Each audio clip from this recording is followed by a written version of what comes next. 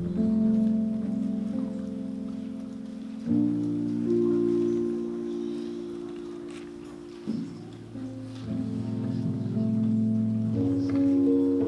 morning, good morning. Today we're going old school. I think Pastor took the pair home, so we're going to go old school. That's all right. Y'all give the youth another hand. And as they say, who alone, right? Who alone? But Jesus Christ himself, our Lord. You know, when God was dealing with this message, some things kind of around me, some things that you look at around you and you check out your surroundings and you start to see things that you never thought that you would see. You're experiencing situations yourself and you start to see other people experiencing situations that's worse than what you're going through. And kind of help you forget what you're going through because now you're focused on what they're dealing with.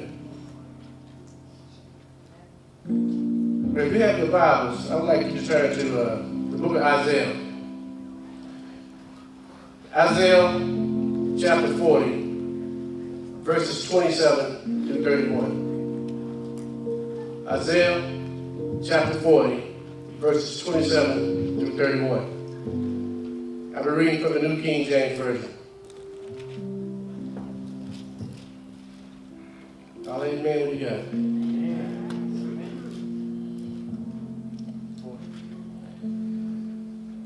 Verse 27 reads, "Why do you say, O Jacob, and speak, O Israel, my way is hidden from the Lord, and my just claim is passed over by my God."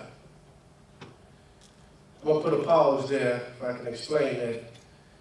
That's basically asking, Isaiah's asking, why are the people complaining, saying that God does not hear their prayers? Verse 28, "Have you not known? Have you not heard?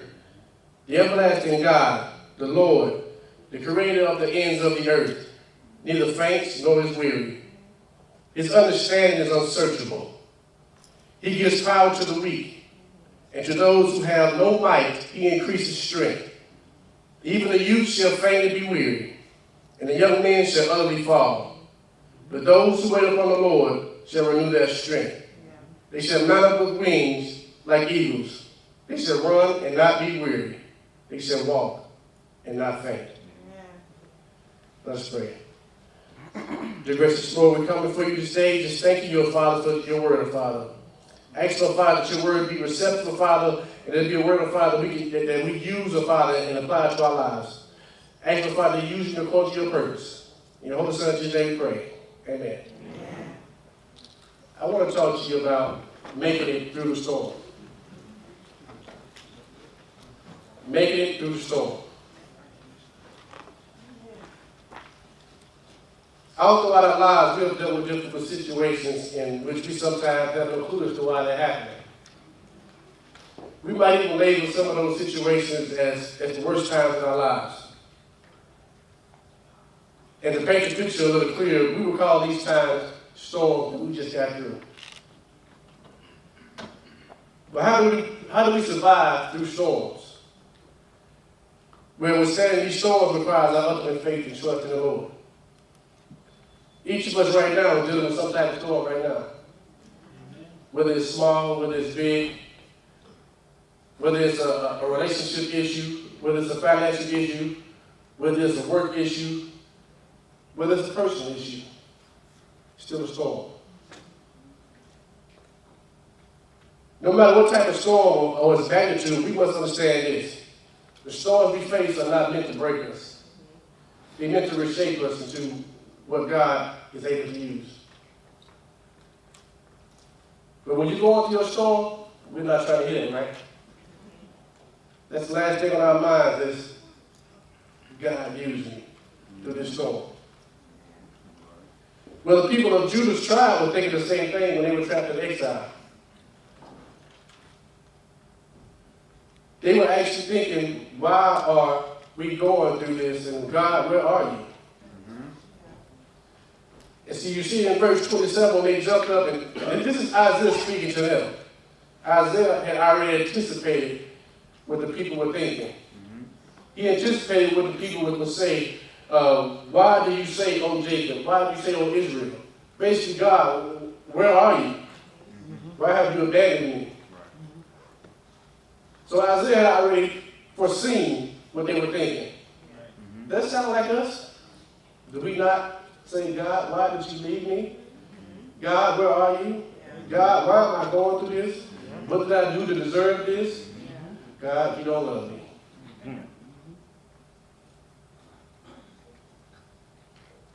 But the prophet Isaiah, like I said, anticipated this.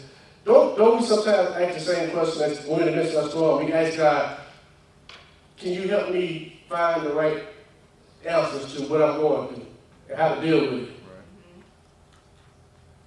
But you know what? There are plenty of things that God is doing behind the scenes that we would never know and we would never see. Yeah.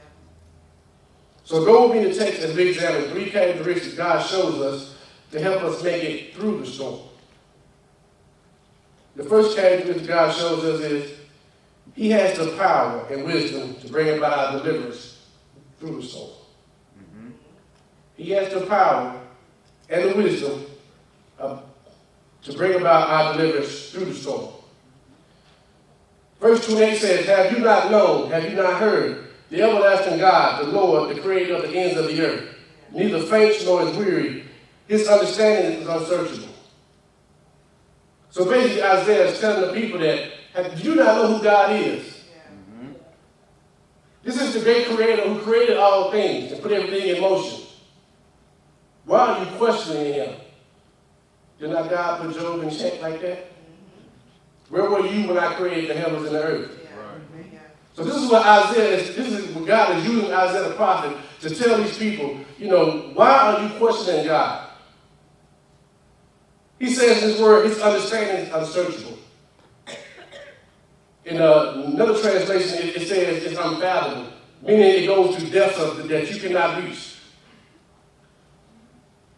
We all know about the Mariana Trench, how deep the water is. It's so deep, you get down farther, it crushes you.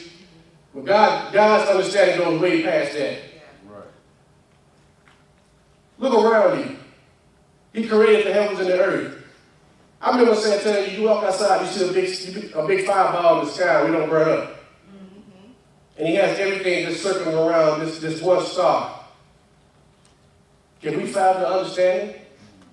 Look at our scientists, they're confused right now. Still trying to figure out the Big Bang Theory. But we know what the Big Bang Theory is, right? It's called God, right? So he says he has the power and the wisdom to bring about our deliverance through the storm. Now in Isaiah's time, the Judean people had lost all hope and sense of direction because they didn't believe that their nation could fall. They didn't believe the temple would ever fall. Right. Wow, but that sounds familiar. Yeah. Before 9/11, how did we feel? Did we not feel that we were the nation that nobody would ever touch? Yeah. Did we not feel that we were unconquerable? Did we not step on everybody's land and then spit on them and come back like we can't be touched? But that's how the people felt.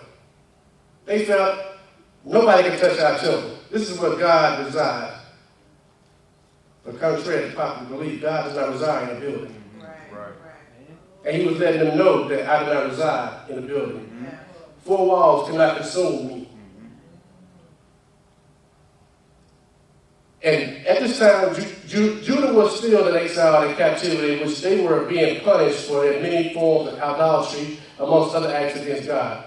They actually forgot who God was, and they forgot what he's capable of doing. Yeah. But they got to a point where they thought God had forgotten about them. But God, as usual, was working behind the scenes as he was using Isaiah to help the people understand that he had not abandoned them. And his ways of correcting the problem were to get them to trust in him regardless of the circumstance. See, sometimes God put us in a motion of a storm to get us to focus on him. Sometimes he shakes you up to get you to see, hey, I'm here. Look at me. But instead of looking at him, the people were looking at their own circumstance. They forgot to look at the problem. They forgot not only the problem, look at who's controlling the problem, who has ultimate power of the problem.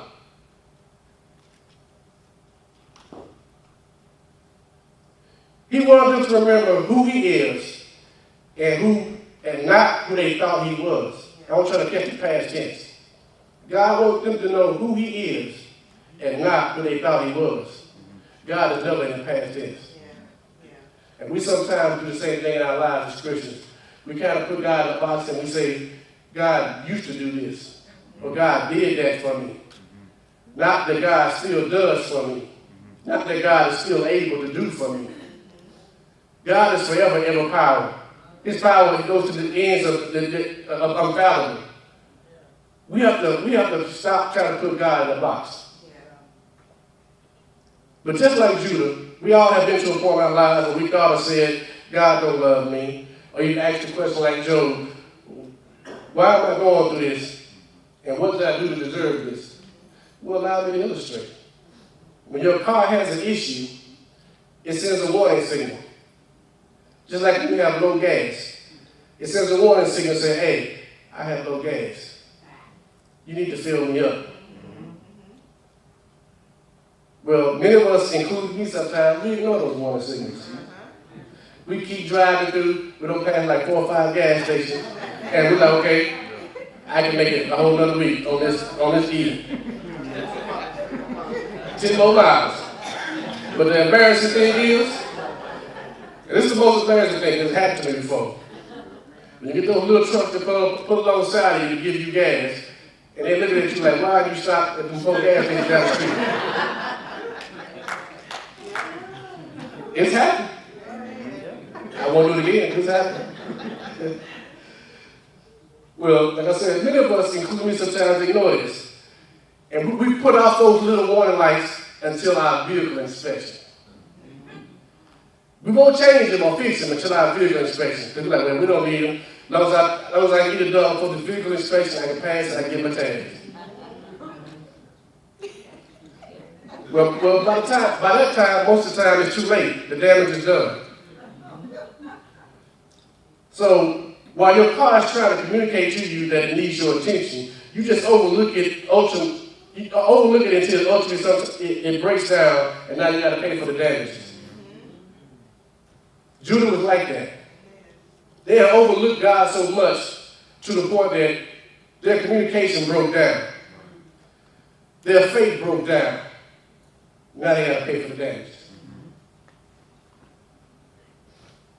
God sends us signals to try to get our attention, and when we ignore those signals, He sometimes allows storms in our lives in order to redirect our focus back on Him.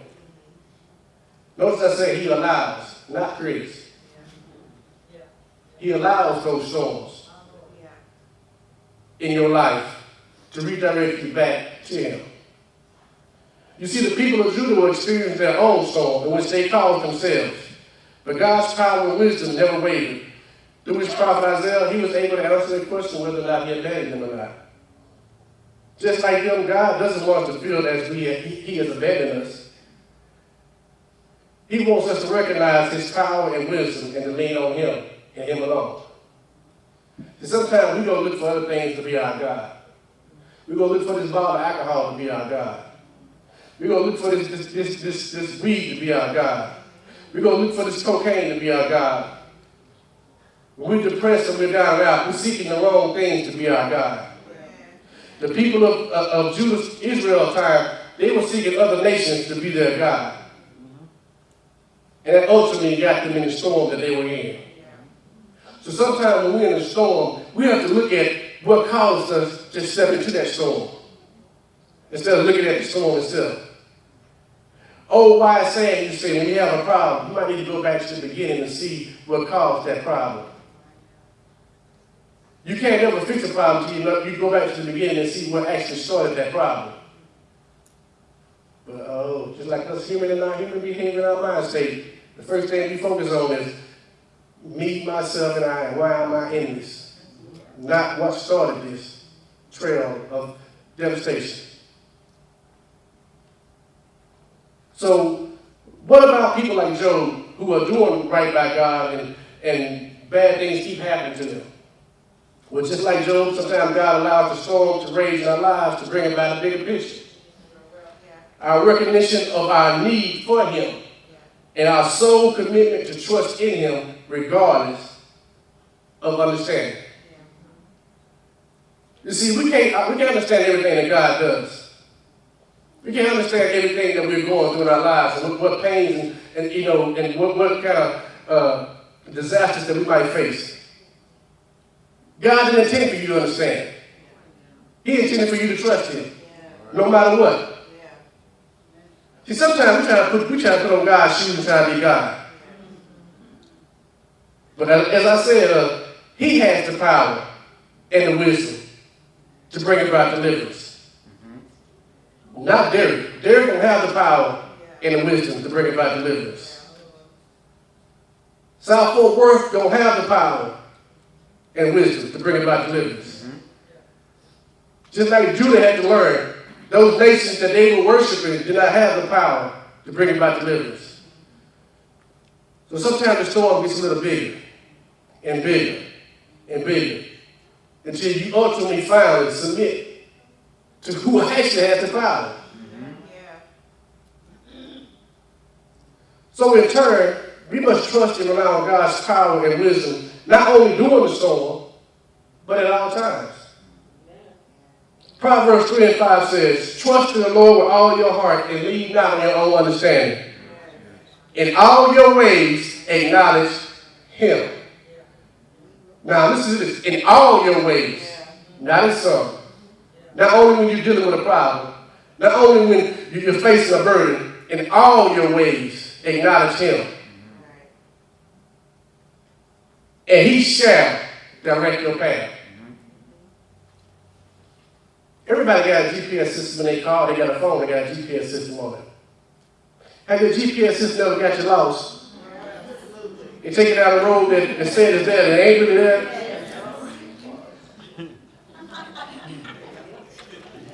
We've been there, right?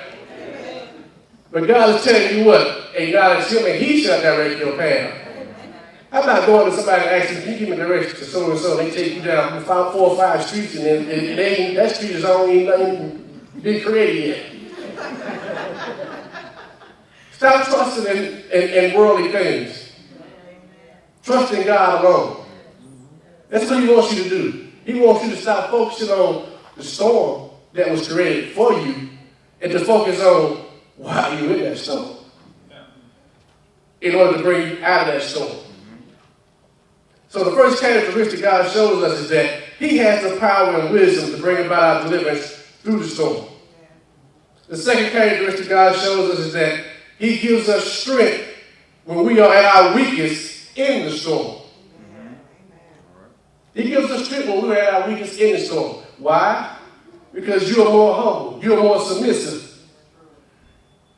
Anybody ever seen a boxer when they boxing? When a person's legs is gone and the boxer is going to go try to finish him, right? I know we all see Mike Tyson finish people in the first round.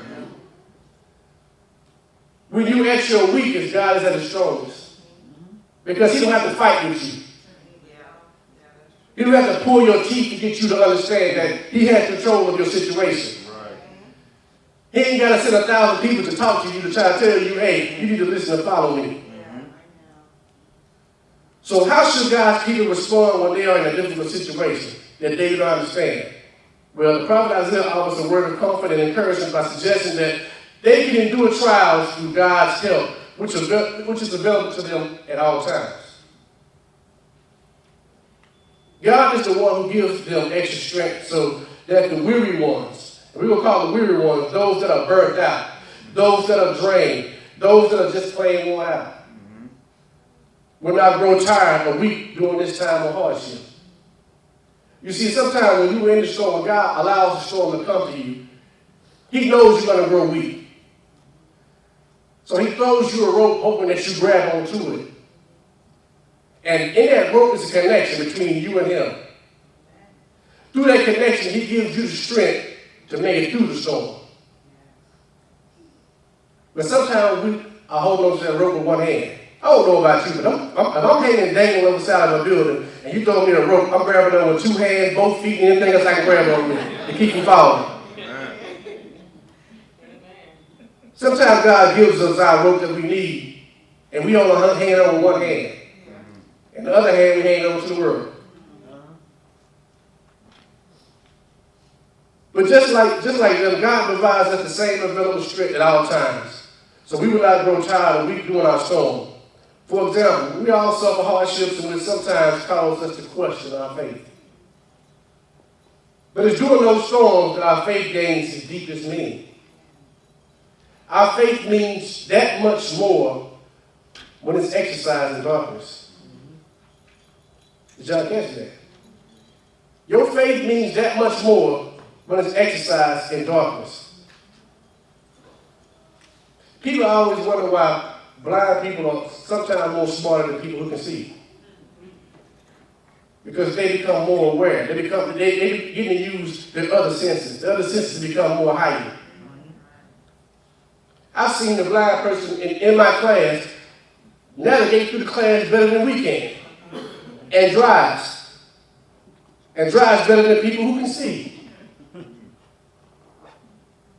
You see, they're not letting that storm consume them. They're actually using that storm to get them by. So our faith means that much more to us when we're exercising in darkness. Because when you are in darkness, you have no other means and no alternative to do but trust God.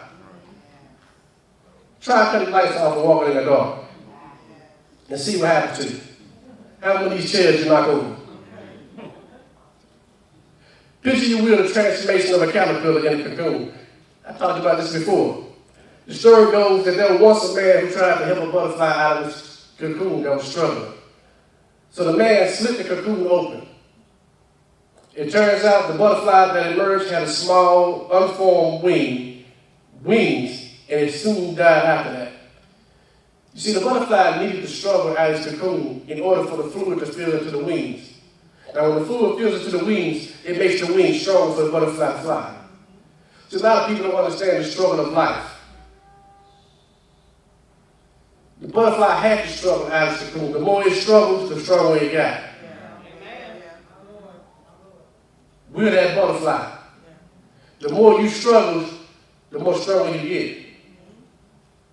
God's trying to give you your wings of strength, but sometimes we're not letting him give us our wings of strength. We're begging for everybody else to help slit our opening for us. Right.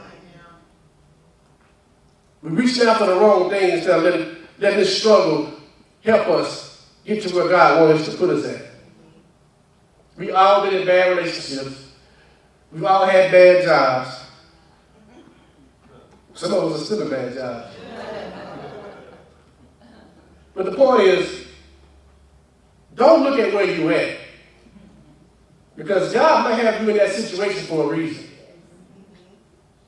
He might have you at that job for a specific reason to reach out to somebody. And once you reach out to that person, he might remove you from that job. We all, like he said, we all have assignments on this earth. We all have duties that God has given us. So sometimes when we're in our storm, the storm is not meant for us. The storm is meant to carry you to the person that God wants you to help. But sometimes, like I told you, we get drafted, we get so consumed by the storm. We're so focused by the storm. But then I think it's just one man that was able to be on a boat and calm the storm.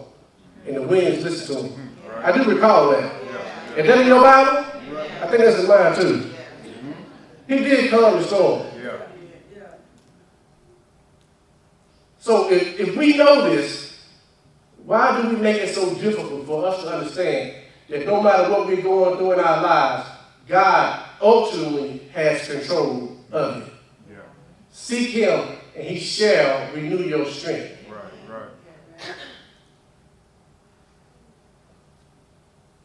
As Christians, we understand and we know that God is not absent, unavailable, but we must understand and know that God is not absent and unavailable or unwilling to help us. And that complaining about our situation won't change it.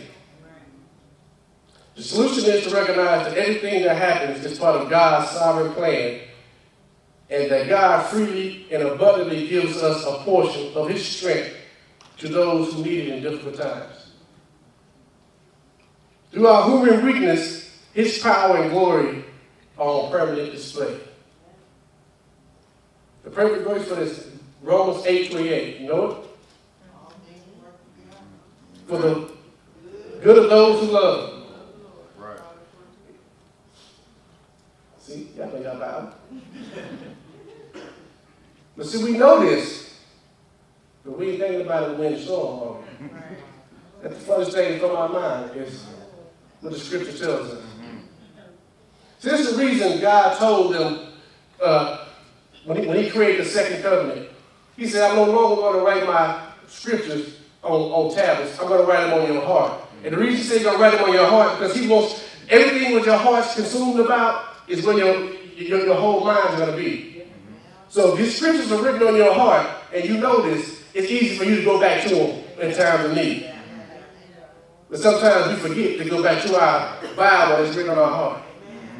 Sometimes we forget to go back and read what was already written there. Sometimes we forget to exercise knowing that God has brought me out of this storm over this time. He just brought me out of that storm. He just brought me out of this storm. So who says he won't do it again? What have you done for me lately? But God is not that person that you come to and say, what have you done for me lately? Because he has done and continues to do and will always do.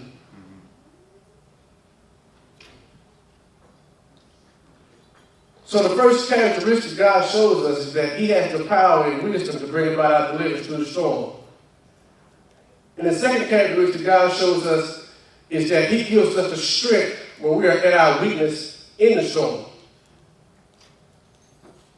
The third and final characteristic God shows us that he renews our strength when we trust and rely on him during the storm.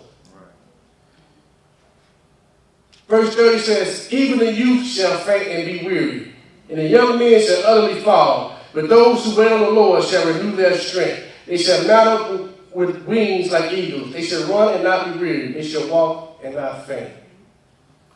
So God renews our strength when we rely and trust on him during the storm. Now this means overcoming the storms and the problems is, for us to do this, we have to tap into God's strength by finding hope in the Lord.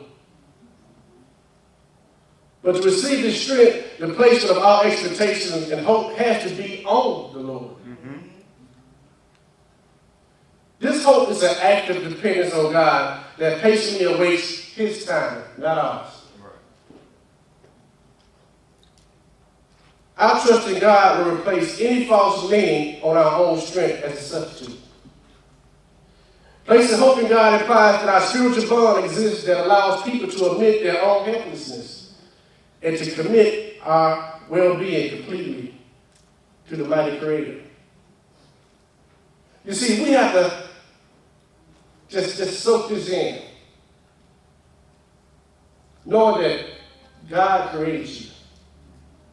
God ultimately has control of you.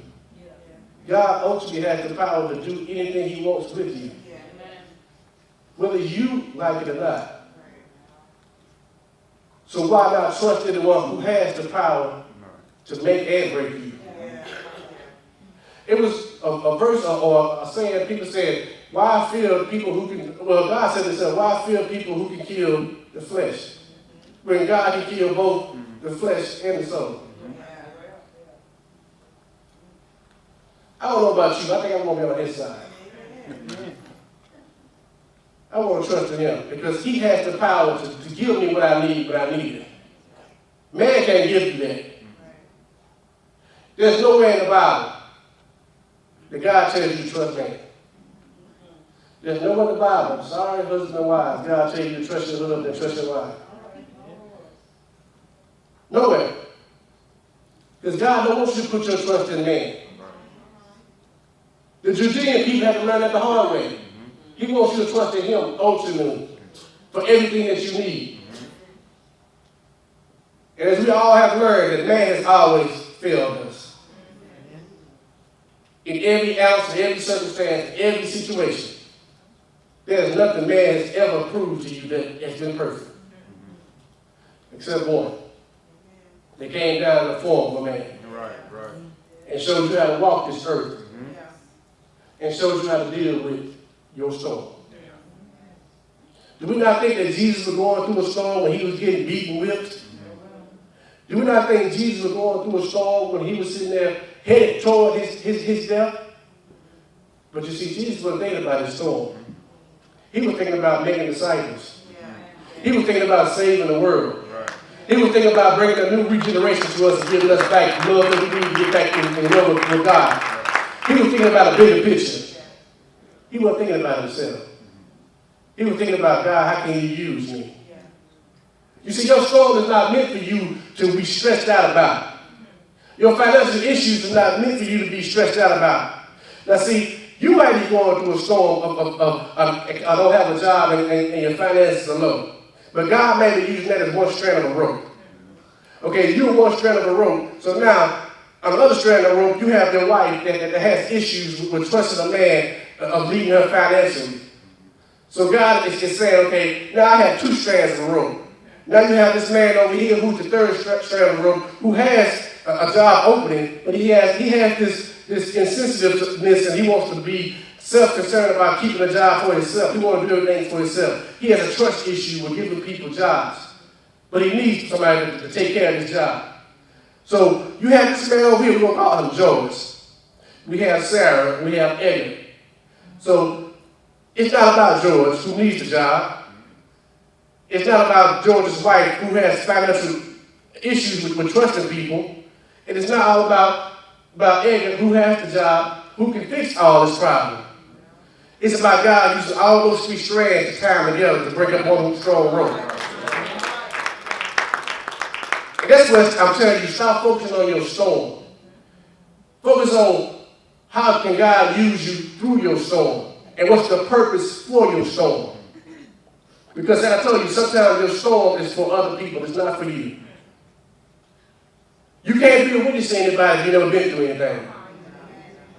You can't tell me how to get over my grieving if you have never grieved.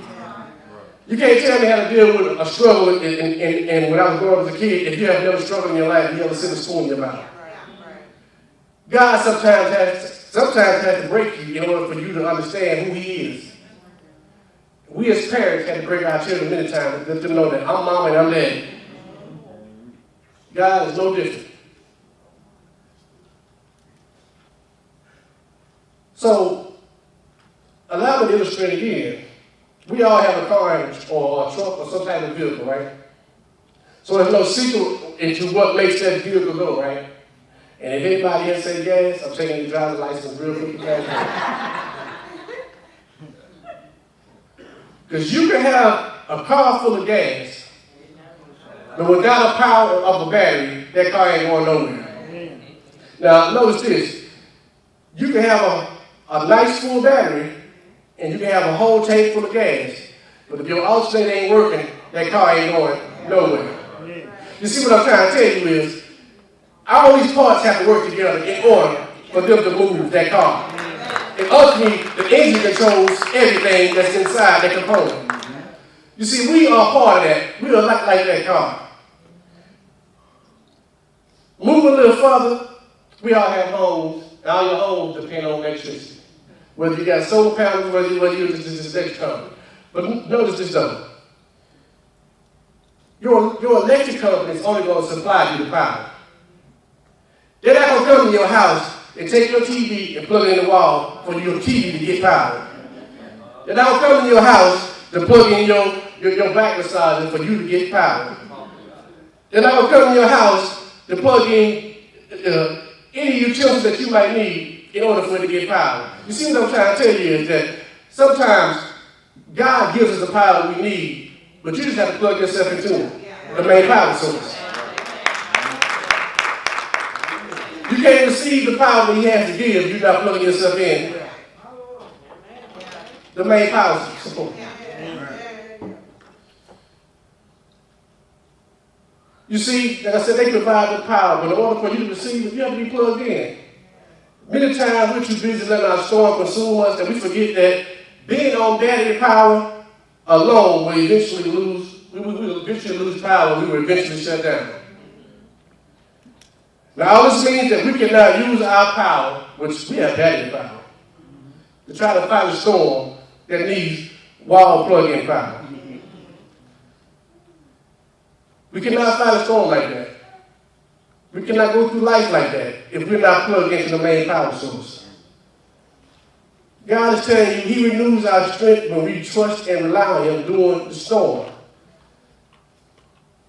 So as Christians, we must reconnect ourselves back into the main power source to receive the necessary energy and power needed to bring us through the storm. So in conclusion, when the storm arises, we as Christians have to return to the foundation of our faith. Because it's all about faith. All this I just said is all about faith.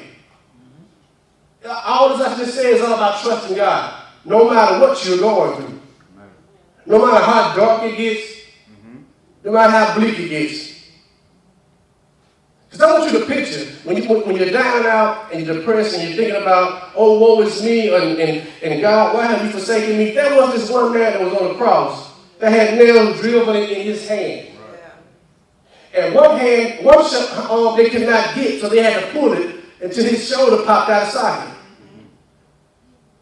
So after they finished nailing his hand, they nailed his feet together. Then they raised him up on the cross. And the joke on the cross shook him so much that it broke both of his shoulders. Have you ever seen the Passion of Christ? Have you ever seen the gruesomeness of the Passion of Christ? So when you get down now, you start thinking about what am I going through? Think about what Jesus went through. Think about what he went through for you and for me. Don't think about your storm, because I think his storm is worse than ours. And if you can't think about that, think about, if you want to put it in a human perspective, think about his disciples that followed after him. One of them got hung upside down, got crucified upside down. One, he had his head cut off. It wants to tell us that when you go into something, there's always somebody going to something worse. So you might want to be thankful that God has you going to something like it. Now, I don't wish nothing on anybody, but you should be praising God through your storm. Think about King David. King David praised God no matter what was going on. Through his bad, through his good, he always praised God. The whole half book of Psalms is written about King David praising God. As we were singing a song earlier, when we were talking about in Sunday school, Psalm 95, worship the Lord. That's why we were created. So don't worry about your storm. Your storm is meant for you to worship God in your storm. Praise him and sing joy to his name in your storm.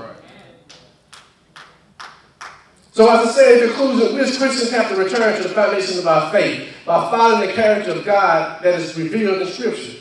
It pictures a great and sovereign God who is worthy of our trust. I think he deserves that. Amen. So we have to remember that his power is unfathomable. His realm of influence is unlimited. His wisdom has no limits.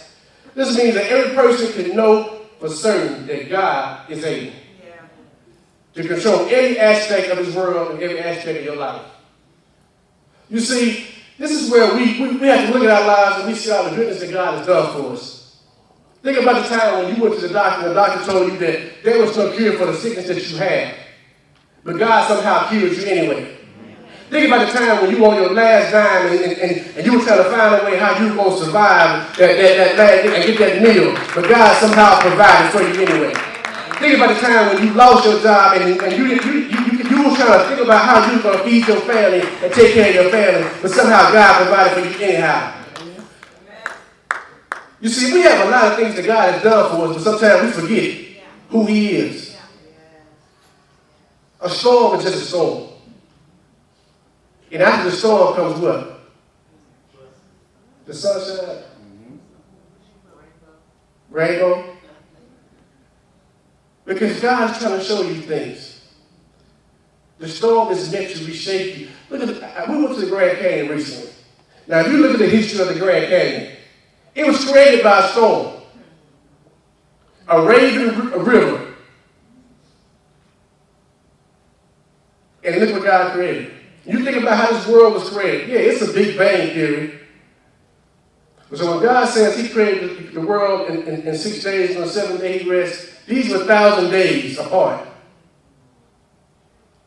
So don't worry about it. You might be going through a storm for a while and you wonder when your breakthrough is going to come through. Trust in the one who's pulling you through. Because in his own time, like I said, behind the scenes, he's working for the betterment of you.